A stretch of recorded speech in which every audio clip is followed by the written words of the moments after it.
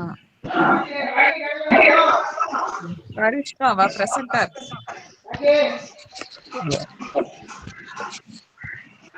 Can we அம்மா கடைக்கு start the போயிருக்கு. class? Somebody has to mute the audio. I think so. So, good morning, everyone. I think this is a new batch, no? You have joined it since 1 week. Yes, ma'am. How many How classes many over classes so are far? so far?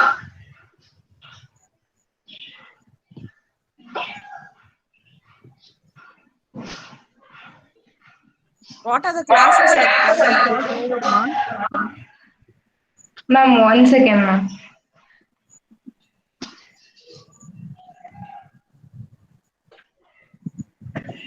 Ma'am, 9 classes got over, ma'am. 9 classes. Yes, ma'am. Okay. So, what are the AM topics, positive topics over already? Hypertensive disorder, normal pregnancy, anemia, lower segment cesarean section, CPD, breech, ma'am. Gynecology started. Gynecology, abnormal uterine bleeding and leukocoria has been done, ma'am. Okay, how are the classes relatively? Ma'am, I could not get you, ma'am. Were that the class is useful for you? Was it Yes, clinically ma'am. oriented? Yes, ma'am. Yes, ma'am. How is your learning? Because you are the COVID pandemic, you are sitting at home. Are you reading? When is your exam supposed to be next year? Yes, ma'am. February next year, ma'am. February. You haven't finished your No, ma'am. We didn't finish our third year exams, so third year exam. When is it supposed to be? it should be on 2021 Feb, ma'am.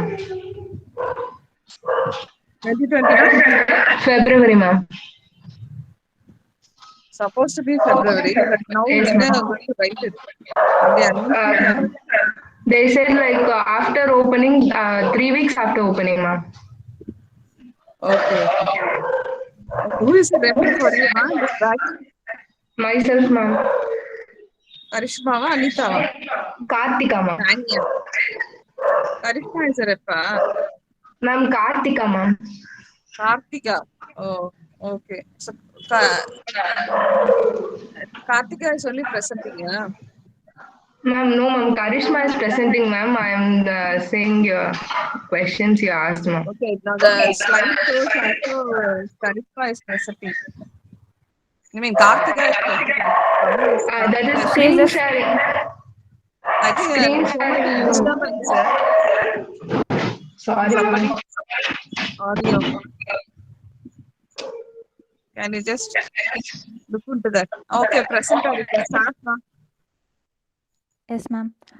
I'm presenting a case of multiple pregnancy. Okay. Next slide. How many of them are joined so far? 59, ma'am. Okay, 60. Yeah. Okay. Oh, okay, fine. Next slide.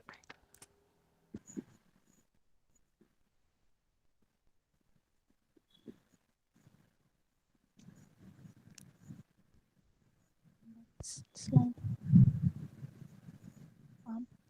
Patient name Mrs. Bano, a 23-year-old female coming from Avadi with education 10th standard and occupation as housewife belonging to class 3 of socioeconomic status. And then chief complaint. Sorry, obstetric score, gravida 1, para 0, live 0, abortion 0, primary gravida. Last menstrual period 18/10/2020, and then expected date of delivery 25/7/2021.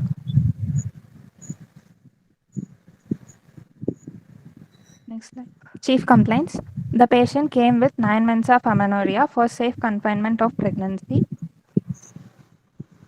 History of presenting illness.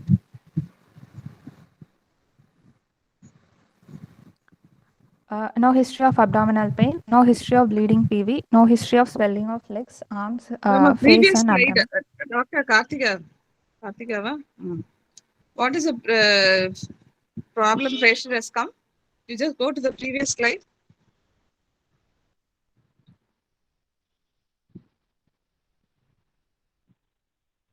Patient came. No, first slide. This is first slide. Okay, she has come to you, 23 years female, housewife. Okay, go on.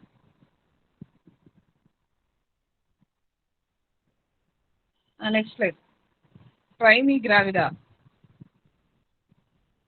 See, now this slide only. 1 minute. Whenever a patient comes to you with a history of 9 months amenorrhea for safe confinement, what is the main problem has brought her now? Kartika, Expected you have date of written delivery. as 9 months Uh, amenorrhea, safe confinement. yes, No other ma'am. complaints, or for what purpose she has come to the hospital? Your due date is 25/7, is it not? Yes, ma'am. For that only she came. Now your case is a multiple pregnancy. So what you should have written here? What you should have written here, ma? Can you hear me? Yes, ma'am. So the patient has come with history of 9 months amenorrhea with multiple gestation for safe confinement of pregnancy. That is what your statement should have been. Understood? Okay, ma'am. Can you understand what I'm trying to tell? Yes, ma'am. So she has come to you. She has come to you for safe confinement. Yes, Okay. But what purpose? She is a known case of multiple pregnancy and she has come to you for safe confinement. So that's what you should have mentioned here. Okay, move on. So that's I want to tell that.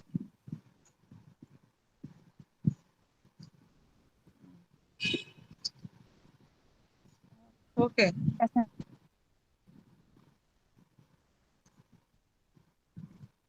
Proceed.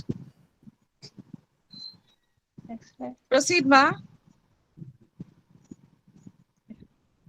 Hello? Menarche at the age of 30. Yes, ma'am. Can you hear me? No. You have gone to marital history. You have not finished presenting illness.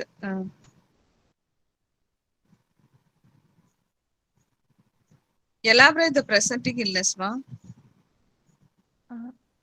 Before slide. Ah. No history of abdominal pain, no history of bleeding per vaginum, and no history of swelling of legs, arms, face, or abdomen. Okay. Now, this patient has come to you as a case of multiple pregnancy for safe confinement. That is what you want to tell. She is not having any complaints. Understand? So, what you are supposed to ask her, she is not having any complaints, or what complaints she is supposed to present with any other multiple pregnancy at term. You have written general complaints.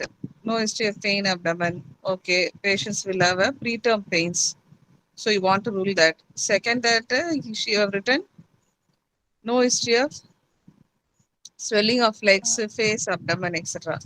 What are the other complaints you are supposed to ask in a case of twins if she has come? It's very, very minimal history of elicited.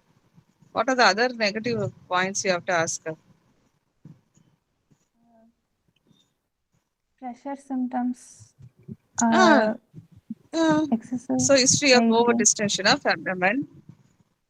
History of then Distension what? of abdomen. History of Fetal movements seen or not. Shortness of breath. shortness of breath, difficulty in Excessive weight breathing. gain. History of unexpected History of increase in weight gain. increase in weight gain, and then a history of assisted reproductive techniques. Okay. Excessive vomiting in first trimester. Okay. Then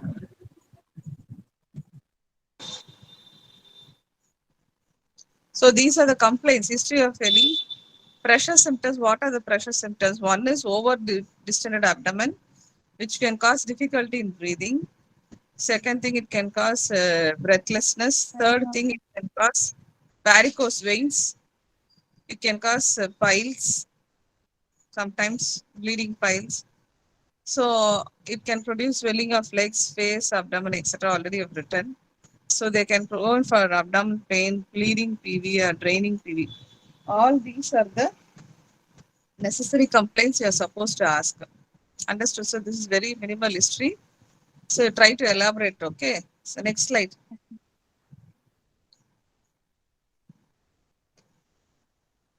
Next slide, Pa. Can move on. Menstrual history. Attained menarche at the age of 13. Regular cycle, 3/28 days. Normal flow. Hmm. Marital history. Married at the age of 21. Non-consanguineous marriage. No contraceptives were used.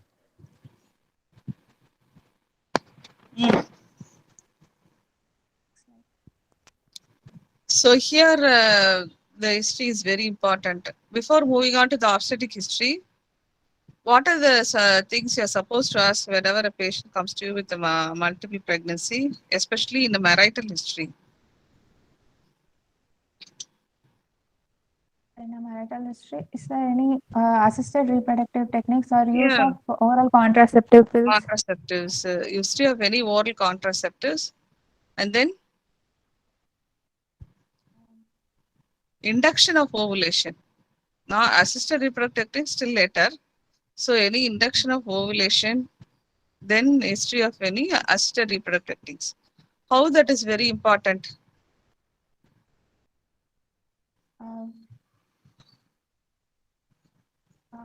If conceived after stoppage of oral contraceptives Oral within 1 contraceptive month, pills, it can okay, lead to multiple pregnancy. pregnancy, which means what there is increase in surge of the gonadotrophics following withdrawal of the OC pills, especially SPSH, LH, etc. So that will lead to multiple ovulation, thereby leading to multiple pregnancy. And following induction of ovulation also, there may be a multifollicular development. Especially this is more common with the gonadotropin injections. Okay, where the incidence is around 40%, 30 to 40%. Whereas following a clomiphene citrate, it is only around 4 to 9%, maybe less than 10%. So that history is very important. And other conditions like where they do a embryo transfers like gift, zift, all this zygote interfallopian tube, gamete interfallopian tube, embryo transfers, all there they induce multifollicular development, and then they pick up a multiple ovum and then they transfer into the uterine cavity. So that is also the recent increase. That is chances of increasing multiple pregnancy are now common because of the increasing ART techniques and increasing infertility, increasing induction of ovulation. So that is what you're supposed to tell in a marital history, whether she conceived spontaneously or whether she had a induction. Okay, then move on. Obstetric history, spontaneous conception, booked and immunized at already PHC. Previous slide. Previous slide. 2 doses of TD given at 3rd month and 5th month. Total number of antenatal visits were 12. Okay.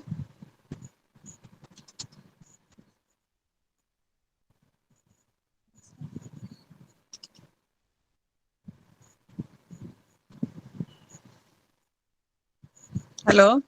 Next. Shall I go to next slide? Go. When I interfere, you just stop it. Otherwise, you go. First trimester. Pregnancy was confirmed by urine pregnancy test at Avadi PHC. History of excessive vomiting was present.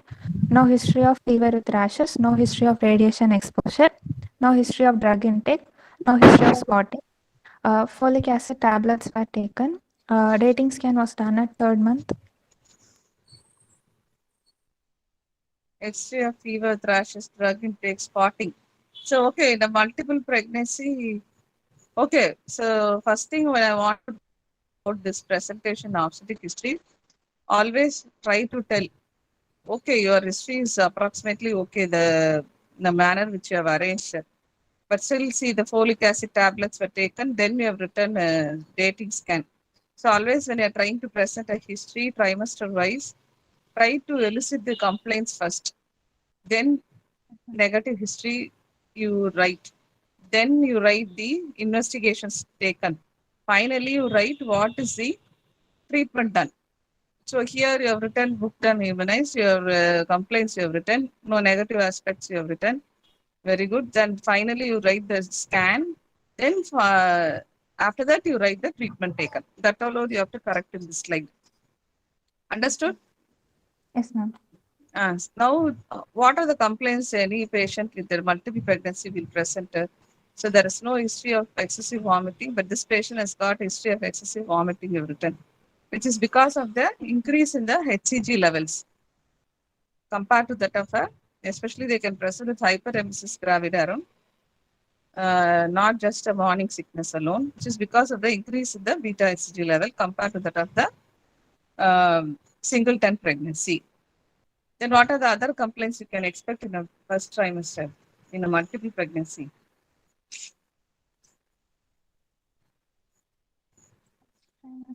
Uh, Spotting, you have written spotting, no? Spotting. This is because of the Yes, ma'am. implantation of ovum. Spotting is more common, especially in a twin pregnancy. There is one entity called vanishing pregnancy, Vanishing. where Yes, ma'am. the what will happen? Ma'am, So in which one of the twin will get absorbed? so there is it like a blighted ovum, similar to that of singleton pregnancy. So there may be a spotting or bleeding which is experienced in the initial periods of pregnancy. So that will disappear, that vanishing twin, especially if it occurs before 12 to 14 weeks. So the twin will vanish and that may be continuing as a singleton pregnancy. And here, what is more important, the dating scan you've written. How does it help in this first trimester? We Dating can see scan. whether the pregnancy is within the uterus, and we can see the number of gestational sac. So what is the Uh, importance? What is the importance of ultrasound in an early pregnancy, especially in the first trimester, in a multiple pregnancy? we can see the number of gestational sac. We can decide the chorionicity, whether it is First thing is to dichorion or confirm the monochorion. pregnancy. Okay, then Confirmation of second thing pregnancy, is and mm, whether it is intrauterine pregnancy or is there any ectopic pregnancy. And okay. then we will Now see the here number of in multiple gestational pregnancy sac. only I'm asking number of gestation sac. Then the most important is Chorionicity and determining the the chorionicity. So for chorionicity. determining the chorionicity, what are the two important signs? Can you tell me? Lambda sign and then T sign. Uh, can you Lambda be sign is more seen louder, in ba? Mm, yes, ma'am. uh, Lambda sign, it is seen in dichorionic diamniotic pregnancy, and T sign okay. is seen in monochorionic diamniotic pregnancy. Okay, what is that actually? Uh, Elaborate. uh, in What it will is happen in dichorionic? See, normally the chorionicity of the placenta is best diagnosed by the ultrasound, especially in early ultrasound. That is around 12 to 14 weeks of gestation. So in dichorionic diamniotic twins, what is happening? There are four layers. There are two layers of chorion and two layers of amnion. And the intervening chorionic villi tissue will protrude into the chorionic plate, which will produce a triangle. That the base of the triangle with the that is called as a lambda sign. That is or otherwise called as a twin peak sign. Understood?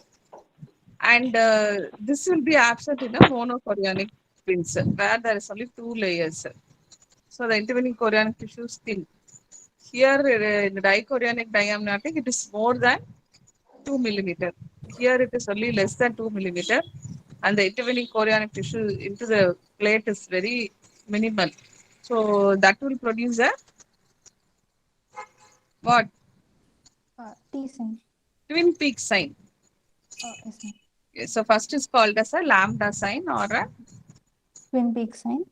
okay. Mm. And then in monochorionic, it is called as T sign.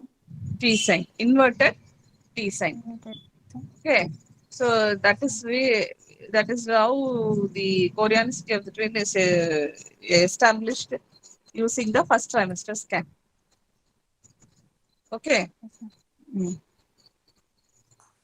And the dating also will be helpful. Second trimester. Proceed, ma. Next slide.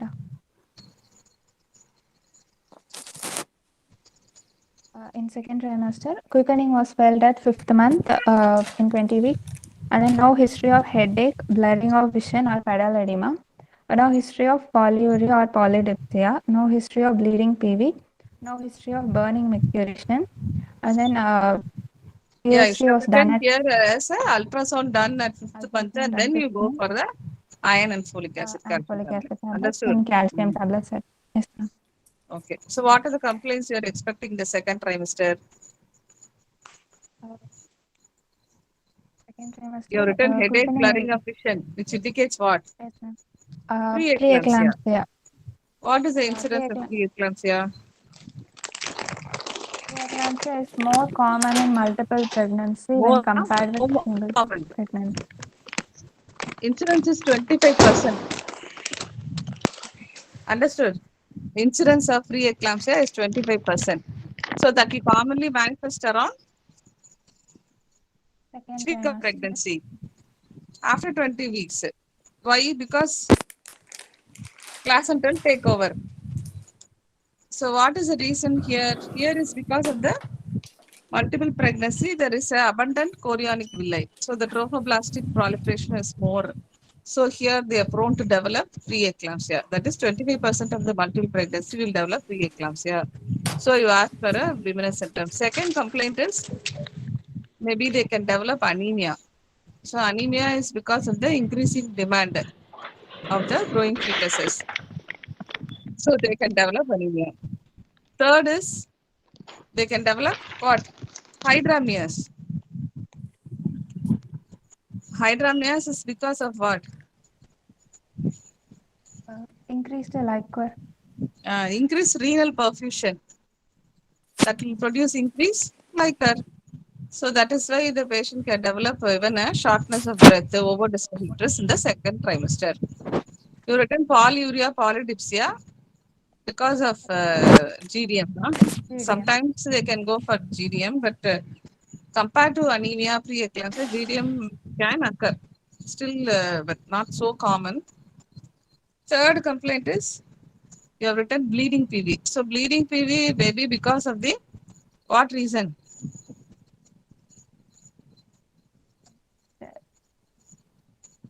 Second abortion. What is the reason you have written bleeding PV? Multiple pregnancy bleeding PV can occur in the second trimester. What is the reason? You should know the reason for each and every complaint you have written.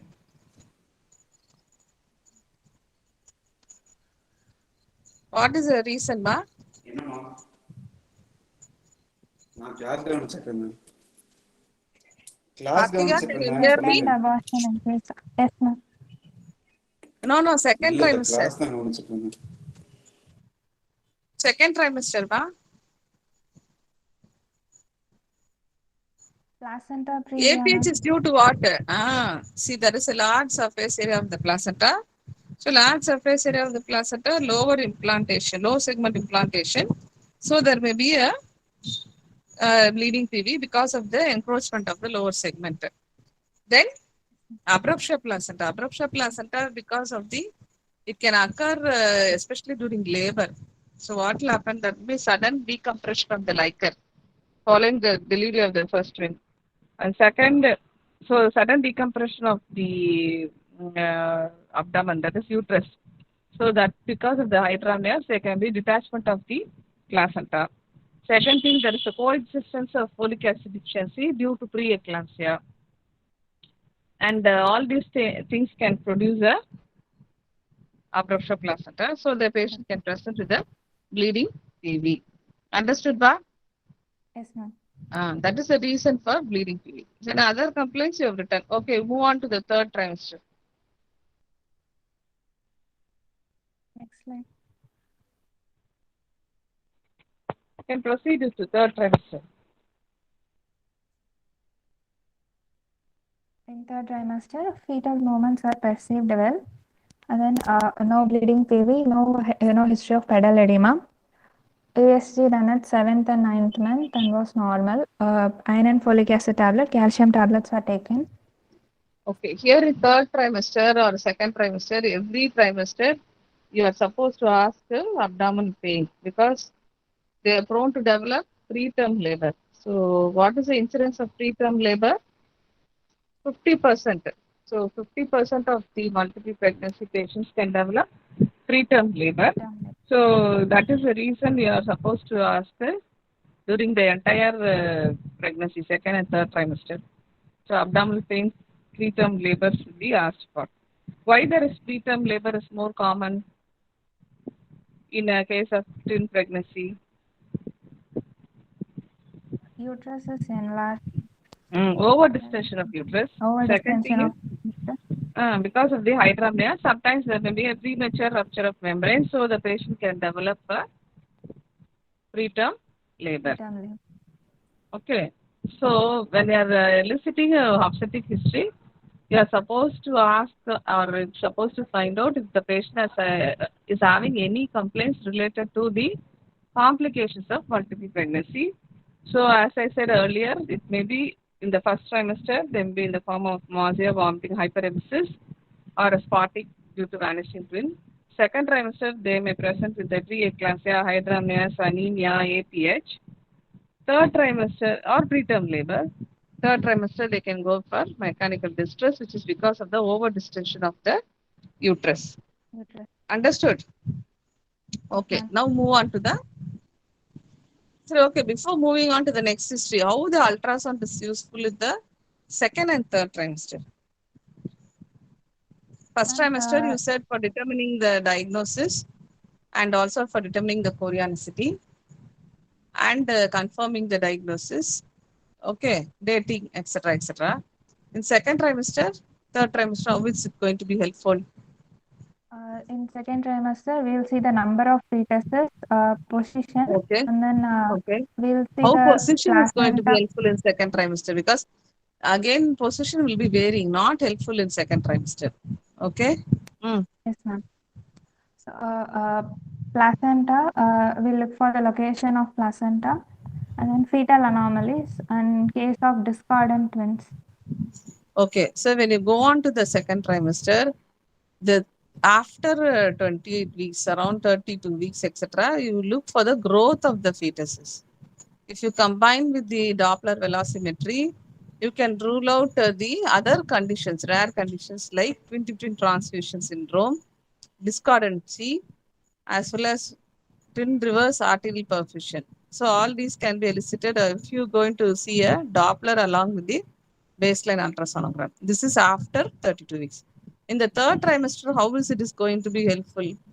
Before going to third trimester, around 16 to 20 weeks, you have to do a anomaly scan.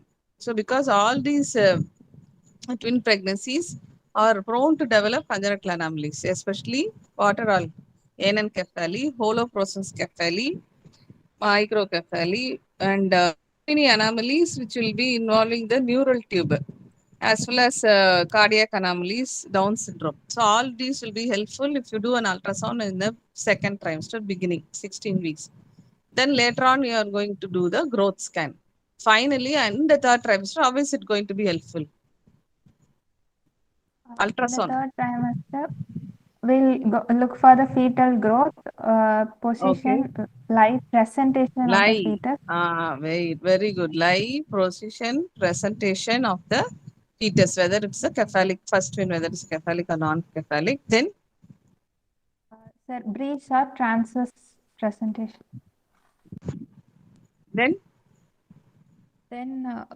we'll look for the estimated weight of fetal weight. Very good. Estimated fetal weight. Then Leica volume. amount of Leica. Amount of Leica. That is Leica volume, and then Look for the placental position. Look for the maturity of the fetus. So always in the term pregnancy, you look for the lie, presentation, maturity of the fetus, confirm the gestational age with the other parameters like FL, female length, BPD, etc. Then look for the Leica volume, look for the placental position. If you combine along with that Doppler, you can rule out other discordancy, etc. So this is how they will ask you in exam. So what is the role of ultrasound in multiple pregnancy? You should be able to tell it in trimester wise. How is it helpful in first trimester, second trimester, and third trimester? So anything else to be told in ultrasound in multiple pregnancy, Kartika? You want to elicit anything, or is it okay for you? Have you told everything? Okay, ma'am. Okay, understood. I'm trying to, because we thought we are in the each trimester. I thought we'll finish up that. Okay, can move on to the next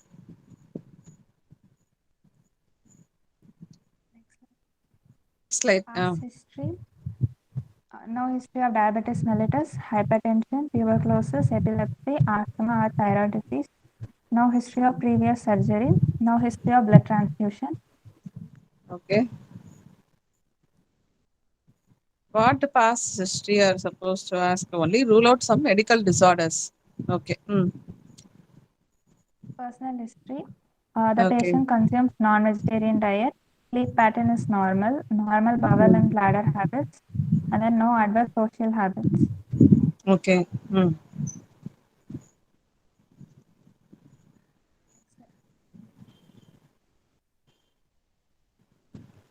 Proceed.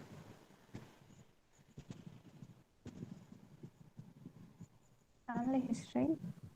No history of children with chromosomal anomalies or birth defects, and then no history of teen pregnancy in the family. No Okay. significant family history.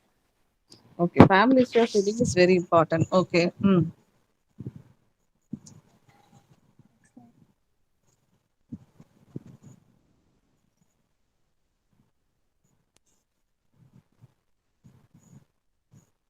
General examination. The patient is conscious, oriented, moderately built and nourished. No pallor, no ectatic, no cyanosis, no clubbing, no pedal edema, no generalized lymphadenopathy. Okay, fine. Move on. Next slide.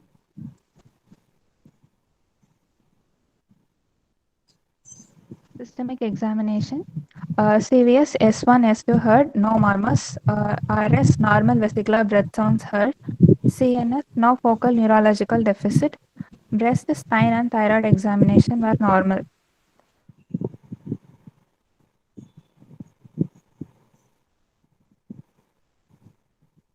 And then vitals, pulse 84 per minute, and then BP 120/80 mmHg, left arm in sitting position. Respiratory rate was 17 per minute, height 156 centimeter. Pre-pregnancy weight was 54 kg, current weight 72 kg, weight gain is 18 kgs, and then BMI was 22. Okay, proceed. So she's what? Her BMI is normal. Weight gain is but 18 kg, is it not? Yes, ma'am. What is the adequate pre-pregnancy weight for a woman to become pregnant? Are you aware of it, Kartika? Any woman, what is the adequate weight for her to become pregnant? No, ma'am. Anybody else can also answer.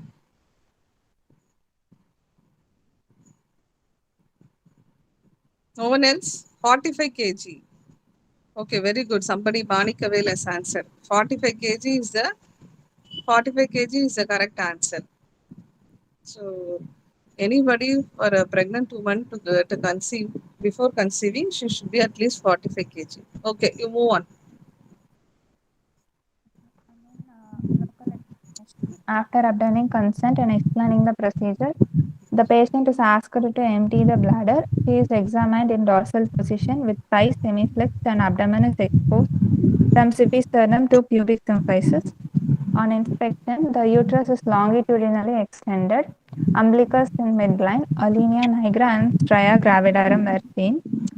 No scars are seen, and all quadrants move equally with respiration.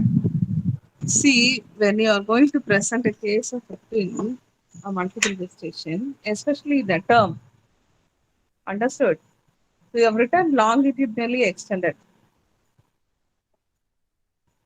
It is usually possible that it's longitudinally extended.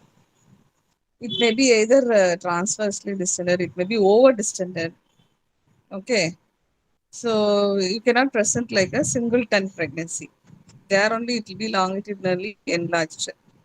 Here it is over distended. So when it is over distended, you cannot uh, describe the distension in a single direction, like longitudinal transverse. So you always mention as a over distended. Understood? Yes, ma'am. Especially in a term. Karthika புரிஞ்சுதா? Yes, ma'am. Okay, be louder. Ba. Okay. Move on. Next slide.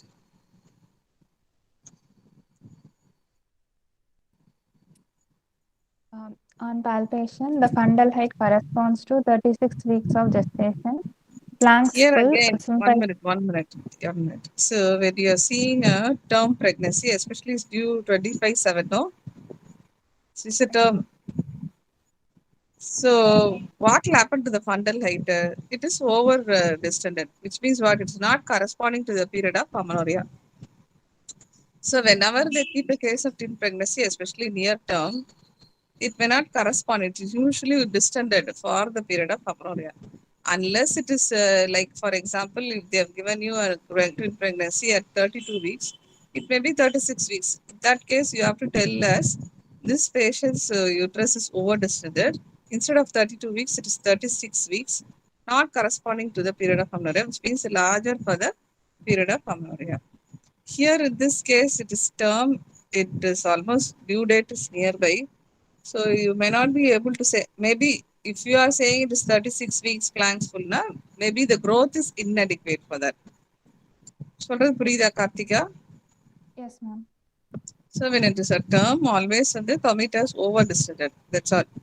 When it is before term, maybe before 36 weeks, most often they will not keep your case like that.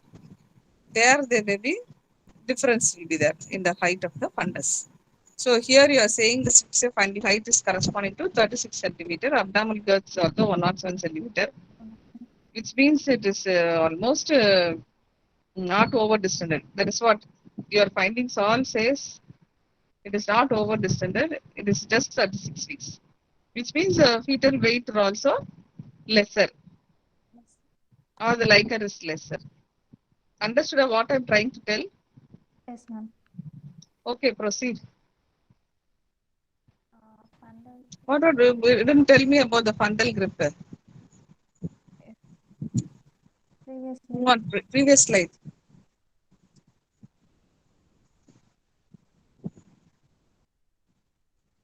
Previous slide, huh? Always try to tell us multiple fetal parts felt. What will you say in the case of palpation? In case of palpation, on Previous slide.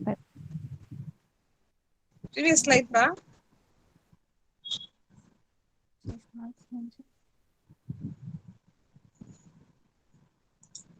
What would you tell actually whenever in a palpation? In a case of multiple on pregnancy. fundal, first, ma'am, we will see the fundal grip. We'll see the Fundal multiple grip. fetal parts. Okay, On see, fundal grip, we tell the head. No. See, whenever you may not be able to see, elicit all the grips here. See, whenever you are saying multiple fetal parts, how can you commit fundal grip, umbilical grip? So this is not the way you should present. You should say there is multiple fetal parts. I could able to feel the 2 fetal heads and 3 fetal poles. That will confirm the diagnosis. That's all. So if you are all, you can go for a first pelvic grip. If the patient's first pelvic grip shows head, so the first unit presentation is cephalic. If it's breech, you say sporadic presentation. If it is empty, the first unit is a transverse leg. That is how we can present. So you are able to palpate multiple fetal parts and able to see 2 fetal heads palpable and 3 fetal folds. Not like this fundal grip, umbilical grip, and all. You cannot feel, you cannot say. So you may not be able to elicit all the grips in a multiple pregnancy. Understood what I'm trying to tell? Yes, ma'am. You Yes, can just ma'am. commit as multiple fetal parts. I'm able to feel 2 fetal heads and 3 fetal poles. If at all you can say I am able to feel multiple fetal parts, but I am able to see only 2 fetal heads. Lower pole is either in the cephalic, which is mobile unengaged, or if it is podalic, or it is a empty. This is how we have to present. Okay, move on. Auscultation. Two Auscultation. feet lance. Two fetal heart sounds were heard. So how do you present Two a fetal heart? How do you elicit a fetal heart in the case of twin In a pregnancy? case of multiple pregnancy, two people should hear the fetal heart sounds Okay. at least 10 centimeter apart, Hmm. with a difference Difference of of? at least 10 beats per minute. Okay. Difference of 10 beats per Okay. minute, and there should be a non-echo area in between. Between. So okay. So it should be two different observers. Two different observers and two 10 centimeter apart and 10 beats per minute. Normal tone regular rhythm. Okay. Fine. Move on. Diagnosis. Next slide.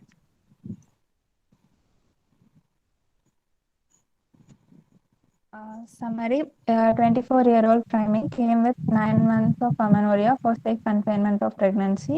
Her vitals are normal. 2 live fetus are felt in examination. 1 in cephalic presentation, another in breech. Fetal heart sounds are normal. One in cephalic presentation is highly non-committal. You should not present like that. You should say the first twin or second first twin. First twin only you will be able to find out. So you should say this patient is a 24-year-old preemie with history of 9 months amenorrhea with a multiple pregnancy, Multiple especially pregnancy. twin pregnancy, with the expected date of delivery and so date, with the first twin in a cephalic presentation, no other medical complications. If she is having anemia, you tell us anemia. If she has preeclampsia, tell us preeclampsia. Understood? You cannot be non-committal saying just one in cephalic presentation, other in breech presentation. That may be a ultrasound finding. Preedama, what I'm trying to tell. Yes, ma'am. Yes, ma'am. Next slide. We have to tell first cephalic, First twin in cephalic presentation. cephalic presentation. Okay. Then diagnosis. Diagnosis should be of a crisp presentation. Summary you can write on all those things. So you have written as a 23-year-old with the EDD on 25/7, primary gravida, with history of 38 weeks gestation with one fetus. That is first twin in cephalic First presentation. in That's all. cephalic presentation. You may Okay. not be able to elicit other twin in a clinical examination unless you do an ultrasound. Admitted for safe confinement. So with no other medical complication. Okay, now how we are going to proceed with this patient? Our EDD In is this case, 25/7. That is tomorrow. இன்னைக்கு என்ன date? இன்னைக்கு தானா? 26. 26. So you should have taken 25/7. Okay. Okay, proceed.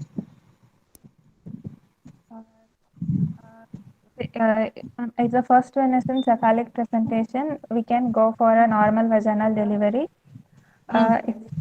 Or in case if the first one is in breech presentation, we'll prefer LSCS. No. I just want to proceed with the management. You just proceed. First, an IV line What you are should be supposed to do established. now? You are going to investigate her. For what?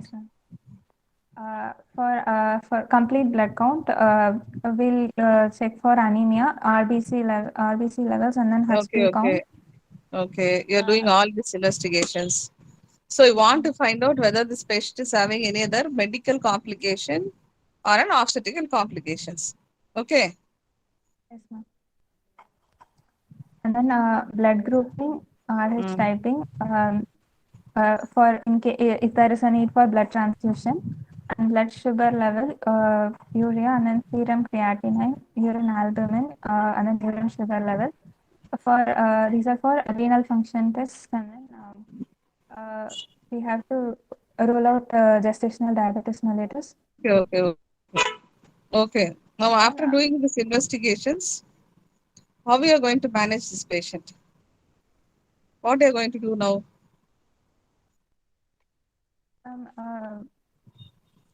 First of all, you should tell, I will admit the patient.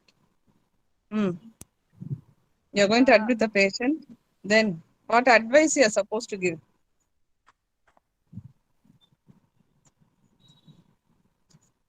After admission, as a medical officer, what are the advice you are supposed to give? Your slides are over or yet more slides to come?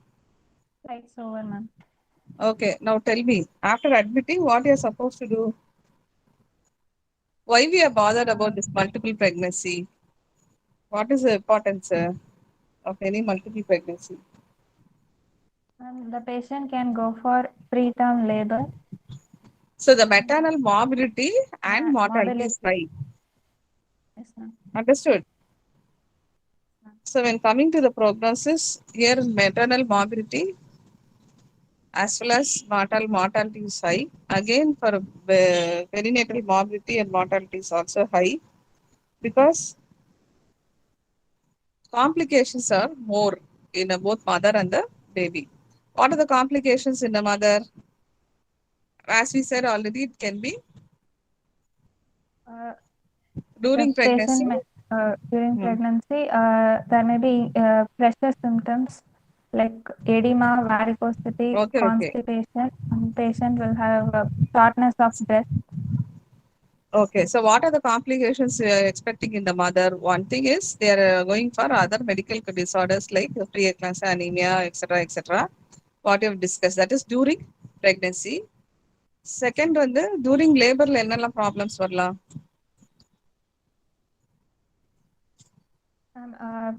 Patient may have postpartum Premature hemorrhage. rupture of membranes. Premature rupture of membranes வரலாம். அதனால infection வரலாம். There may be prolonged labor. Okay. There may be bleeding, abruption, placenta previa. That is during labor also it can occur. There may be increased operative interference because of the malpresentations. So there may be increased incidence of assisted deliveries, forceps, vacuum deliveries, increased incidence of cesarean sections. All these things can occur during labor.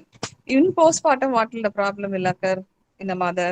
Again, because of the overdistended uterus, it can go in for atonic hemorrhage. Atonic uterus. Yeah. Then patient can go in for Cord prolapse, abruptio. what I'm asking about only maternal complications. So maternal complications is postpartum hemorrhage because of the atonicity, increased incidence of placenta previa because of the large surface area of the placenta being implanted. So the lower segment there may not be any increased vascularity because of that bigger surface area of the placenta. So all this will lead to bleeding PV, especially in the postpartum immediately. During puerperium, what is the problem? Again, they can go in for subinvolution, overdistension of the uterus. There will be subinvolution, puerperal sepsis, lactational failure. All these are the complications during pregnancy, during labor, and during puerperium. Going to the fetal complications. So what are the fetal complications here? So there are a lot of fetal complications. So what is in the first trimester? There is increase in the miscarriages, that is spontaneous abortions. Second thing, there is increase in incidence of preterm labor. As I said, it is around 50 to 80%. Third, what are the problems unique to twin pregnancy? What is a discordancy? Discordant growth in which one twin is more developed than the other. Around weight of more than 20% weight gain in one of the twins. So discordancy, it is most commonly seen in a monozygotic twins, where the discordancy is because of the disparity in the growth. Okay, like similar to IUGR seen in a singleton pregnancy. Here, the one fetus will grow at a normal rate, and other fetus will go in for a IUGR. So how will you diagnose this? Either there is a hemoglobin difference of 5 grams, or the difference in the estimated fetal weight may be around 25% or 1 kg. So all these will result in a discordance. So whenever you are going to see a scan, when there is a discordancy in all these things, you diagnose as a discordant twin. So the etiology for discordancy is because of other problems like twin-to-twin transfusion syndrome, where there is a arteriovenous anastomosis in the deep placental bed, or it may be because of the inequality in the placental size, or it may be because some structural congenital anomalies like due to genetic errors. So all this will lead to discordancy. Okay, this is the second complication. Third is the complication is intrauterine, that is single twin demise. Intrauterine death of a single co-twin, where sometimes instead of like for example in a vanishing twin in early pregnancy, there may be a death of the twin during the second trimester or third trimester, where what will happen to the one twin? Either it can get compressed and it is stuck between the uterine wall and the membrane of the other fetus, that is called fetus capricious compresses, which may be evident only after the delivery of the twins, or sometime, and the other fetus will be growing along with the dead fetus. That is called single fetal demise. That is called as intrauterine death of one fetus, which is where the complications of the living twin is more, where the toxins from the dead fetus will go and affect the living fetus, which will result in periventricular leukomalacia, neurological problems. It can result in hypotension, anemia of the coexisting living twin, or DIC. So all this will manifest as a cerebral palsy or neurological complications when the twin is alive and delivered. Sometimes even the second twin, which is living, can die because of the toxins. So this is also one of the unique complication of the twin pregnancy. What is another complication? Twin-to-twin transfusion syndrome, as you said, that is because of the existing arteriovenous anastomosis. There may be a, what is that? One twin will be growing as a Hypovolemia and growth hypervolemia, restriction. Another twin will go for hypervolemia. hypovolemia, hypotension, anemia. Other twin will be going for, Hypervolemia and hyperviscosity. so there will be hydramnios in one twin, polyhydramnios, another twin, there will be polygydramnios, and IUG and other twins. Sometimes the twin will die. That is because of the arteriovenous anastomosis, which is more common in the monochorionic twins. What is the other complication called twin reverse arterial perfusion? What is TRAP? Twin reversed arterial perfusion or TRAP sequence is nothing but that is also more common in monochorionic twins because of the arterial anastomosis. So here the arterial anastomosis there will be increased supply from the donor twin to the recipient twin, especially through the arteries to the lowermost portion, that is to the iliac vessels. So what will happen to the other twin, recipient twin? There will be only development of the lower limbs, but the upper torso, that is, there not be any development of the upper torso. So the baby will be born as an amorphous mass. That is called as a, what is that called? Acardiac twin. Acardiac twin. So that is because of the arterial anastomosis, which is also seen in a monochorionic twin. So all these twins which is facing such complications like a TRAP, acardiac twin, or twin-to-twin transfusion syndrome, or discordancy, all this will be monitored frequently by fetal surveillance, especially by Doppler. Then if at all if it is likely to affect the other twin, they are going to be managed by the laser coagulation of the affected, laser coagulation of the anastomotic vessels. So they do a laser ablation of the anastomotic vessels and try to reduce the impact on the coexisting twin and bring out the other twin as a live fetus. Okay, so why I am trying to tell all these things? These are things which are happening during pregnancy in the multiple pregnancy. During labor also again increase interference of the twins, either because increased perinatal mobility and mortality is because of the increased interference due to cesarean section or a forceps delivery, or which twin is more prone to develop morbidity or mortality, Dr. Kartika? First twin or second twin? Monochorionic twins. Okay, monochorionic twin has got high morbidity and mortality. Among the twins, first twin or second twin is having high morbidity or mortality? Second one, ma'am. Second twin. So the morbidity of mortality is more due to prematurity, especially 4 to 5 times higher. That is prematurity is higher. And what is the second? Why is the second twin is more affected than the first twin, especially during labor? Why? What is the Due to reason? prolonged labor. Prolonged labor. Rather than prolonged labor, what is the reason? See, during following the delivery of the first, see, the second one is more prone for morbidity compared to the first one. That is definitely correct. But here, the second one is why it is more important, complicated, because once following the delivery of the first one, what will happen? There may be a premature closure of the cervix. So, baby may get asphyxiated, first thing. Second, there may be cord prolapse following sudden decompression. Third thing, there may be a premature separation of the placenta, so abruption. So all this will lead to birth asphyxia distress in the second twin.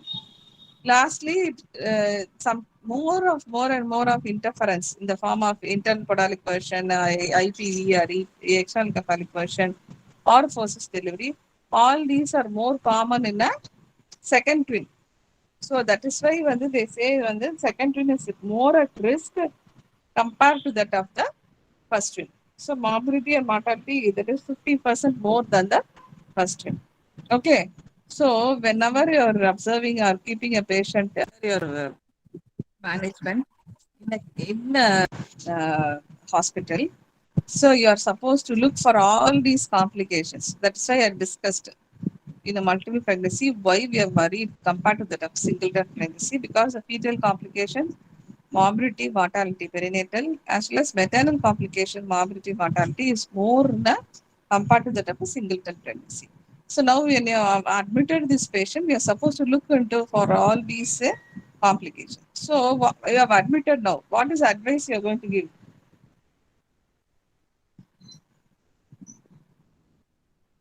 What is the advice, Ma?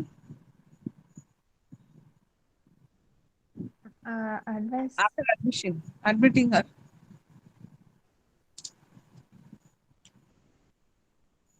We'll look for maternal complications.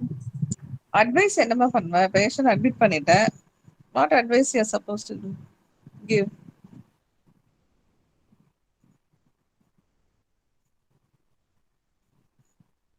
You are going to give her advice regarding what? Bed rest, dietary advice. So bed rest. Bed rest at least 6 to 7 hours per day with adequate sleep is very important in the case of multiple pregnancy, because one, bed rest is going to, especially in the left lateral position, which is going to improve the blood flow to the growing fetuses. So second thing, it is helpful in increasing the birth weight of the babies. Third thing, it helps to prevent the preterm labor. So bed rest is very important. Second thing regarding advice. Then advice regarding diet. Dietல வந்து என்ன பண்ணணும், because there is increasing demand, you have to advise diet More than which is 300 rich in kilocalories. calories. So 300 kilocalories per day extra they have to take. Again, iron folic acid supplement. Iron folic acid supplementல வந்து normally you give for a singleton pregnancy 100 na, here you can go up to 120 or sometimes even 200 milligram of elemental iron. Folic acid here we are giving only 500 microgram. There you can go up to 1 milligram. So double the dose you are supposed to give depending on the fetus. Third thing, rich diet, which is high in protein, vitamins. All these supplement has to be given. Then all these patients are supposed to come frequently for antenatal visit. And when you are going to decide for delivery in all these patients,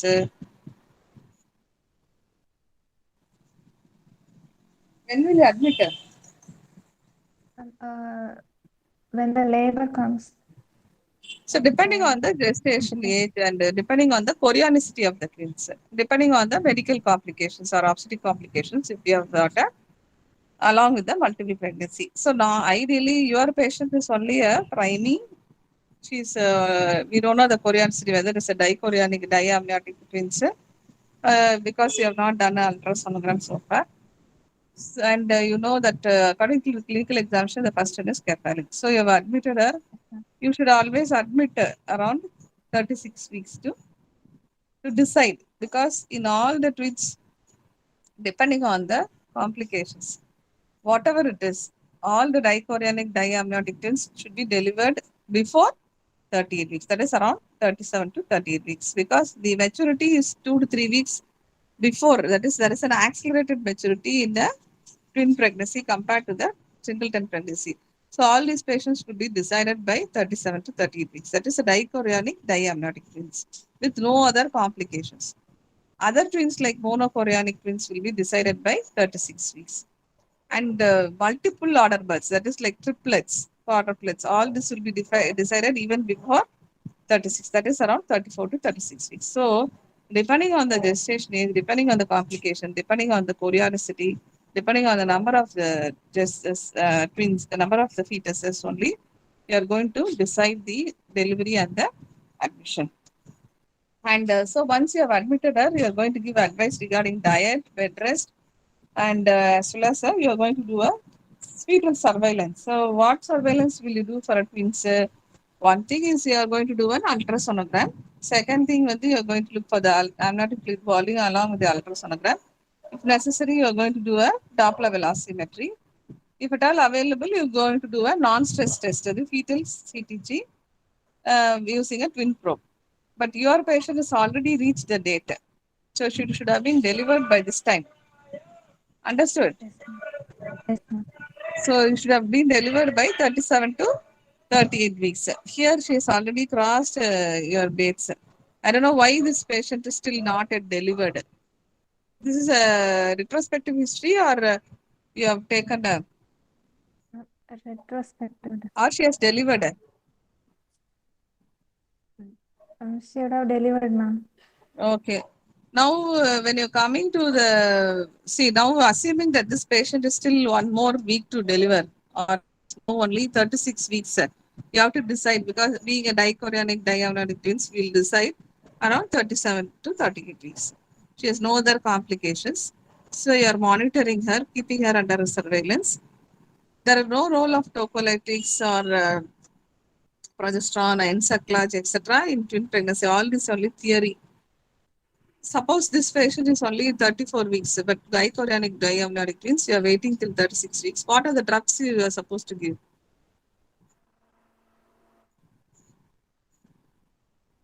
One important drug you are going to give. What is it? And to prevent Oxytocin. what? What drug, ma? She's We'll around give 34 weeks.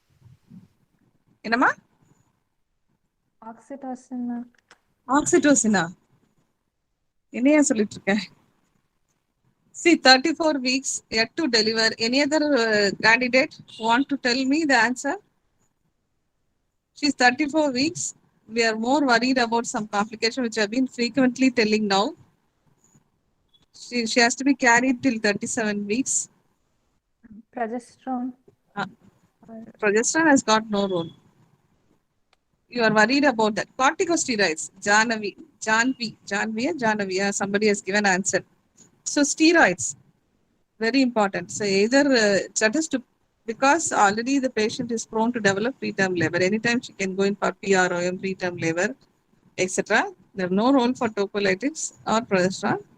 Still, there is a role for steroids to accelerate the lung maturity, especially in the waiting period of around 34 weeks or less than 36 weeks.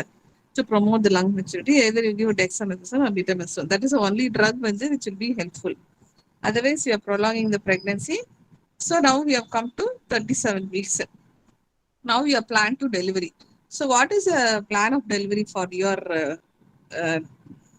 patient? And one of first one is in cephalic presentation. So we can go for normal vaginal delivery for the first one.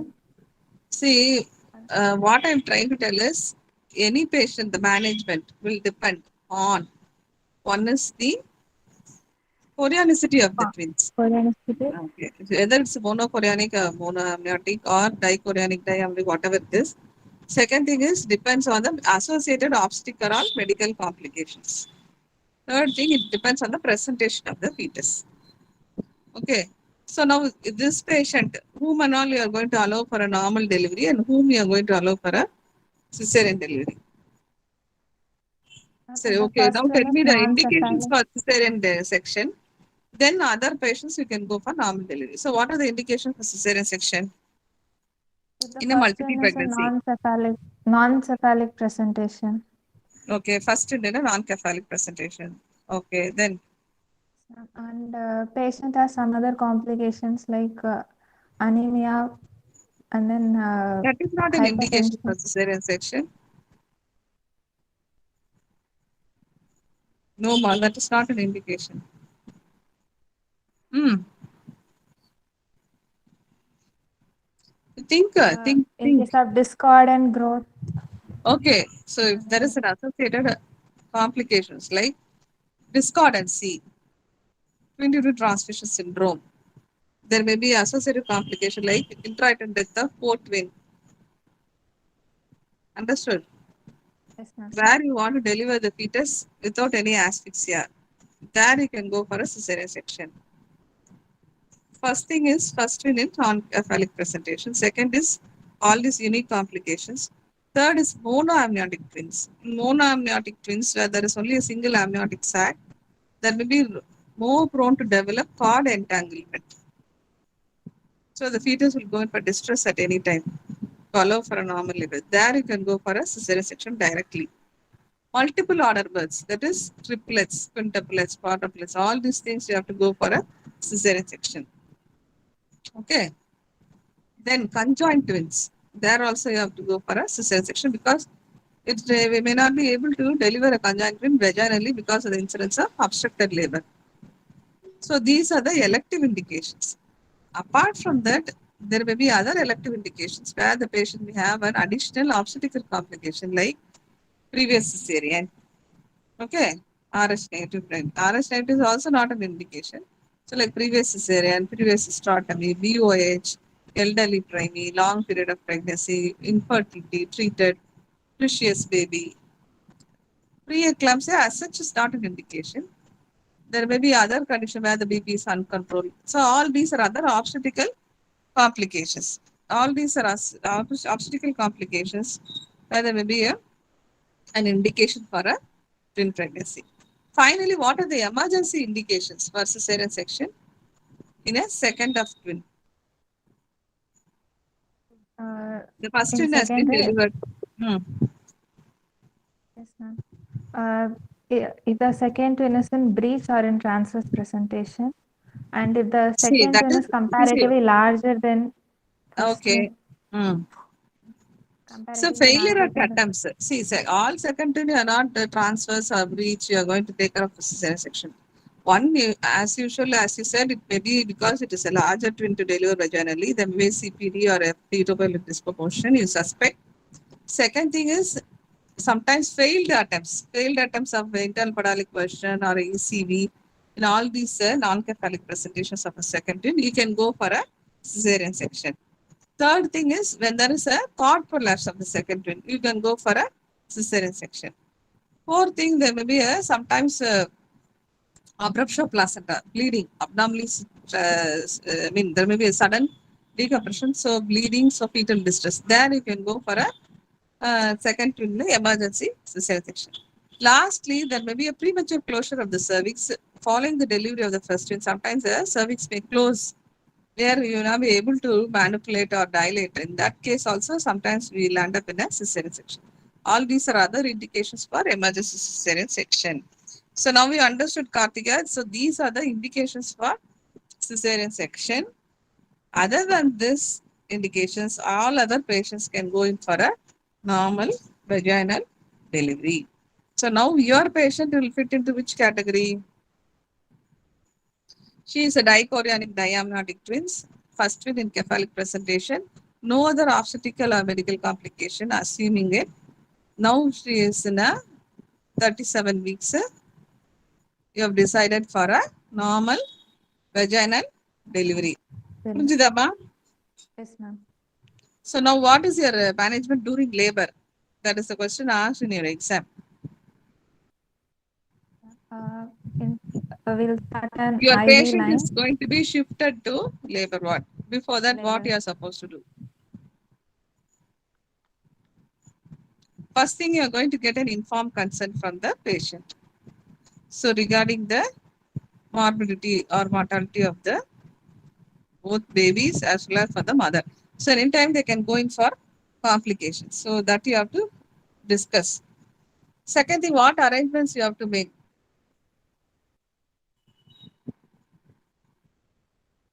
What arrangements? Where should be the delivery conducted in In a tertiary care center, ma'am. tertiary care center? Where? There should be a skilled Where obstetrician. There should be an anesthetist. There should be a neonatology setup. There should be a theater setup, operating theater with the blood transfusion facilities. Okay, all this should be available, not in a simple primary health center. Okay, then patient is shifted to labor ward. Before shift, after shifting, what you are supposed to do? Put a 2 IV line, large bore cannula, 18 bore cannula, 2 IV line, and take a blood grouping and cross matching and reserve at least 2 units of blood because all these patients are prone to develop atonic PPH. So you're going to take at least 2 units of reserving you have to take and grouping and cross matching to be done. Now all these patients will go in for spontaneous labor mostly. Induction also got a role that I'm not going to discuss in detail. Now your patient is in the first stage. What you are supposed to do whenever she's in the first stage? We'll give epidural analgesia. Okay. Yes, ma'am. And then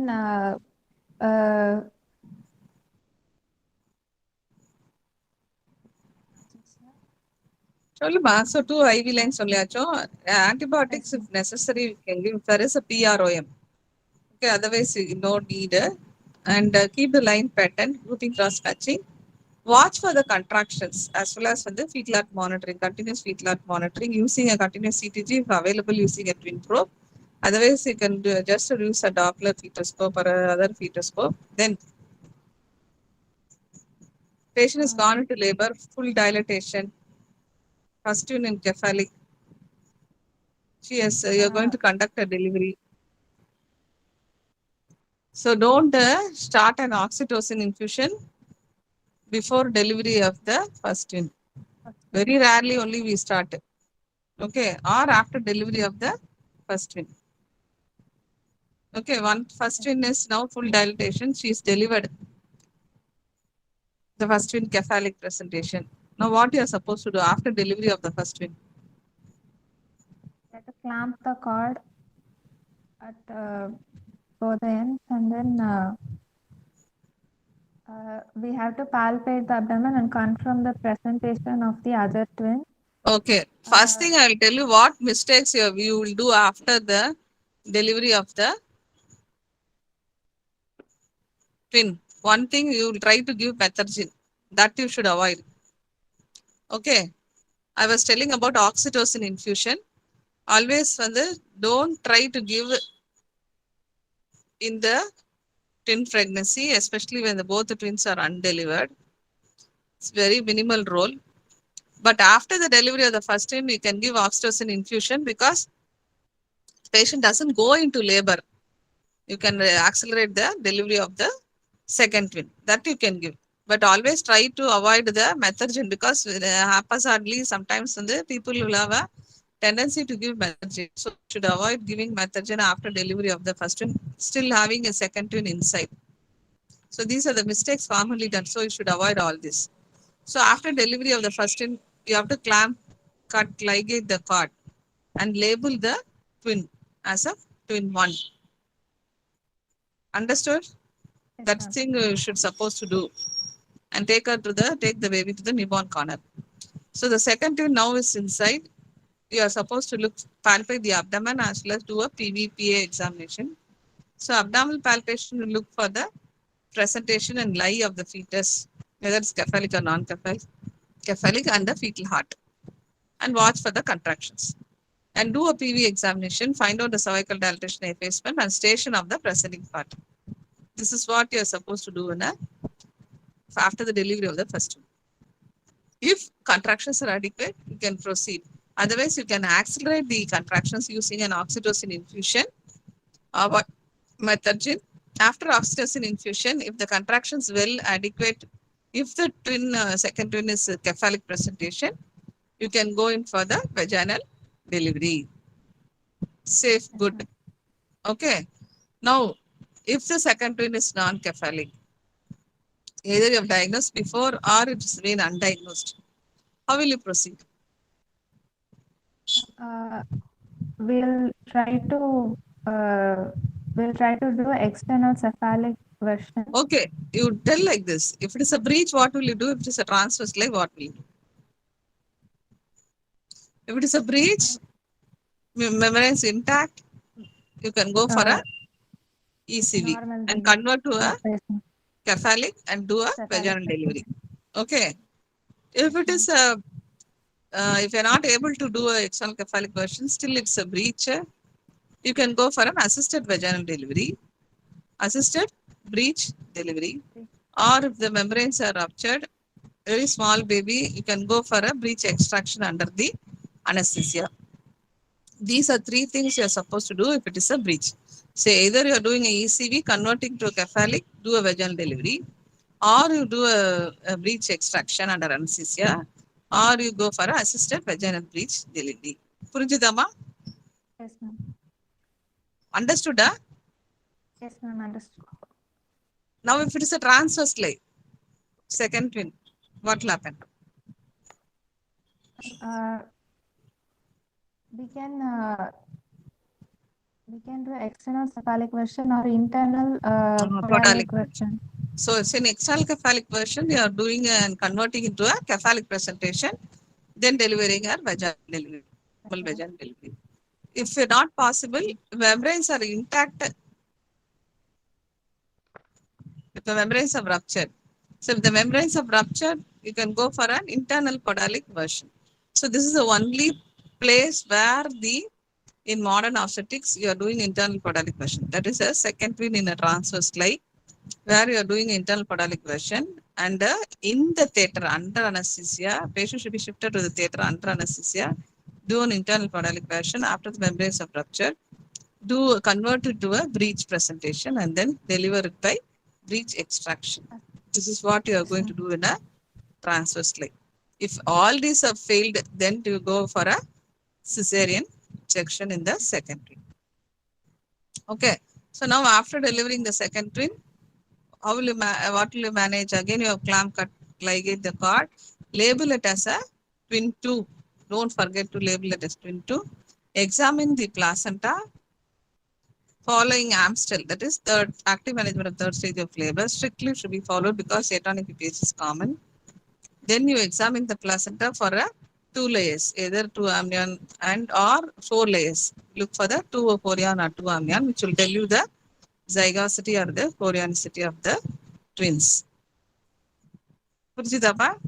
So after that, you managing the uterus, do a uterine massage, give oxytocin, whatever it is, 10 units IM. All this should be given only after delivery of the second twin, not before the delivery of the second twin. Understood? Then immediate postpartum management, you should manage them for at least critical next to 2 hours for all the complications like PPH, etc., etc.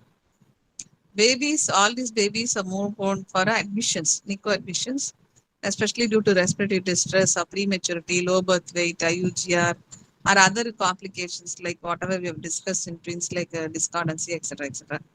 So that is very important that you manage these babies, either depend on, so you always have the neonatologist by the side while delivery.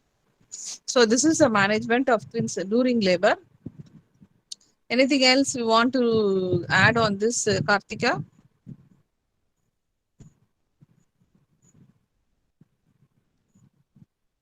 Kartika in line? Yes, ma'am. Anything else? Delivery? Hello. Ma'am? Okay, I think almost we have finished the topic. Now we have discussed everything regarding the complications or whatever it is. Any doubt you can ask me regarding the twins. But basic some theory we have not discussed. What is the incidence of twins? Incidence of twins, 1 in 250 in case of dichorionic, Hmm. That is in case of two-thirds are monoamnionic. dichorionic twins are dizygotic twins. One-third is a monochorionic, monozygous twins. Okay. And the incidence is, tell me. Uh, uh, Dizygotic twins, 3 in 1,000. See, the incidence of dizygosis vary. It depends on the age, ethnicity, parity, population, all those things. They say age it is more common more than 35 years. Parity is more common more than third gravida, fifth gravida. It is more common among Negroes, blacks, and it is more common among, as usual, we said, in patients who are undergoing ERT techniques, induction of ovulation, etc., and those with the family history.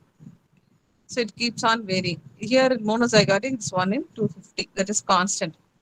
And you know that why we are determining the chorionicity. It is important that we determine the chorionicity for future plans like organ transplantation, etc., etc. And depending on the separation of or the division of the fertilized ovum, how the zygosity will differ. Monozygous twins. Hello. So Yes, what ma'am. is the split? How do they split? If the split is within 2 days, it will result in dichorionic and diamniotic twins. If the Okay. split is in 4th to 8th day, it will be Hmm. diamniotic and monochorionic twins.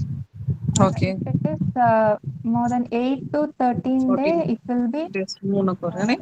monoamniotic Amniotic and twins. monochorionic. More than 13 days, it is a conjoint twin. That the incidence Conjoint. only 1 in 50,000 to 1 lakh deliveries. So, how will you diagnose conjoint twins? Both the fetus head will be facing each other. The thorax will be in a, and the head will be hyperextended. Thoracic levels will be in thoracic gauge of both the twins will be in the same plane, and external manipulation or any what to say movement stimulation, both the twins will be in the same plane. Okay, so all these will be the identification for a conjoint twin. So in conjoint twin, there are a lot of things they say in the ventral fusion, dorsal fusion, etc. Craniophagus, ischiophagus, sarcophagus, omphalophagus, all biophagus, all these are theory. That the main problem is you have to deliver them by cesarean section because they can go for obstructed labor. Okay, so this is the zygosity regarding that. Then what is selective reduction, selective termination for completion's sake? What is Helin's law? Anybody can answer. Helin's law, Helin's rule. Not presenter. Kartika. Helin's rule na enama? Anyone can answer. All quit the class or somebody is there to answer this. Okay, Janavi has answered. So the twin is 1 in 80. So the incidence of twin is 1 in 80. Generally they say. So if it is triplets, it's 1 in 80 square. It is quadruplets, it's 1 in 80 cube. That is called Helin's rule. That is 1 in n minus 1. So if it is triplets, they say 1 in n minus 3. So which means the triplets incidence is 1 in 80 square. Purjida Kartika, that is called Yes, ma'am. Helin's rule or Helin's law in incidence of twins. Then I asked for selective reduction and termination. Selective reduction, and they have got a more number of fetuses is keeping on increasing.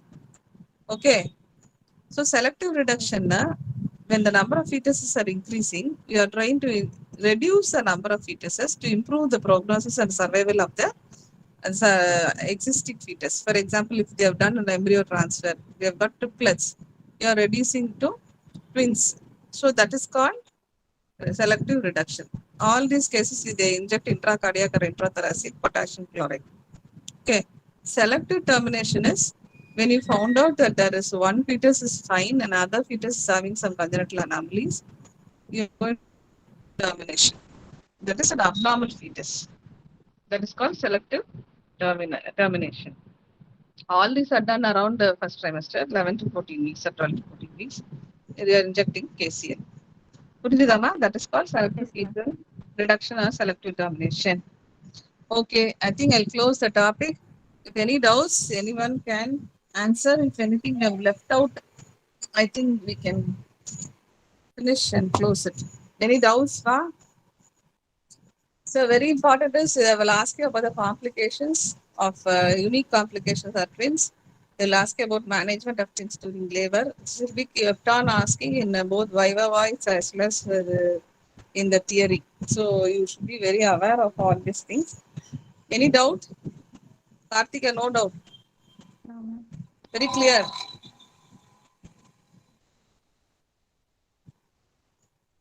Karthika, Yes, ma'am. can you close the class or got any doubt? Ma'am, I'll ask. Anybody got any doubt? Anybody want to ask any doubts or they want to find out anything else regarding twin pregnancy? You can ask me or we'll close it. Uh, Any doubt? No doubts. just one doubt. Ma'am, in monochorionic and monoamniotic twins, ma'am, how will it appear on USG, ma'am? Is there any separate Monochorionic. sign See, for the monochorionic, monoamniotic what? Monochorionic, monoamniotic na ஒரு single amniotic sac தான் இருக்கும். Monoamniotic na. In monochorionic, there will be only two layers. So that is two layers of chorea. I mean, two layers of amnion alone. But the intervening chorionic tissue will be thin. That is what we discussed in the initially itself. That will present as an inverted T sign. That is two layers. Whereas in dichorionic twins, there will be diamniotic. There will be four layers. Two layers of chorea and two layers of amnion. The chorionic tissue will be abundant, and the protrusion will produce a twin peak sign or a lambda sign. This is how you will differentiate. Yes, ma'am. And in the case of monochorionic, there will be a single placenta. Whereas in dichorionic, there will be two placenta, which may be either separate or may be fused. Anything else? Doubt clear? Yes, ma'am. Sure, shall we close it? Karthika? Yes, ma'am.